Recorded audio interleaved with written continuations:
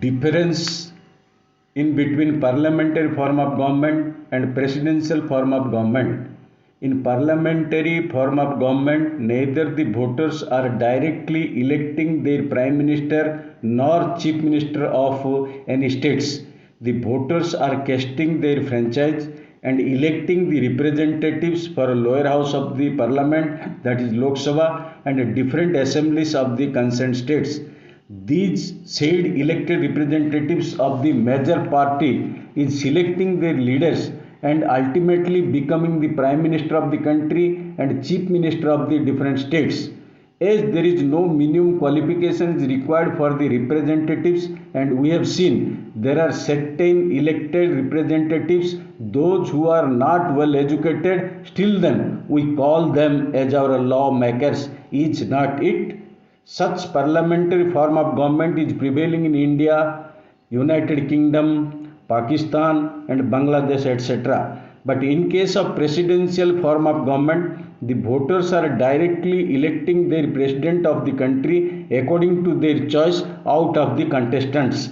Such system is prevailing in America and Sri Lanka, etc. In my view, if the voters are directly electing their desired candidates as prime minister or chief minister of their choice, then there is less chances of unfair practice of horse trading and dissolution of any assembly or parliament before the completion of the stipulated period. Secondly, it is seen prior to the completion of the scheduled period, certain vested interest politicians are changing their political platform in the name of serving the public efficiently. We need such unfair practice of the unscrupulous and vested interested politicians. Action should be stopped and they would not succeed to betray the mandate wherefrom they have been elected by the voters. And thirdly, peaceful atmosphere is spoiling during the time of election. We have marked since long. We have seen the activities of different political leaders throughout the journey of 75 years of independence. Now it is need of the hour for a specific change and empower the voters of the country to directly elect their president of the country and head of the state respectively. If necessary, make the amendments in the constitution and opt for the presidential form of government. In experimental basis, first tenure should be for the period of 10 years instead of prevailing practice of 5 years of election.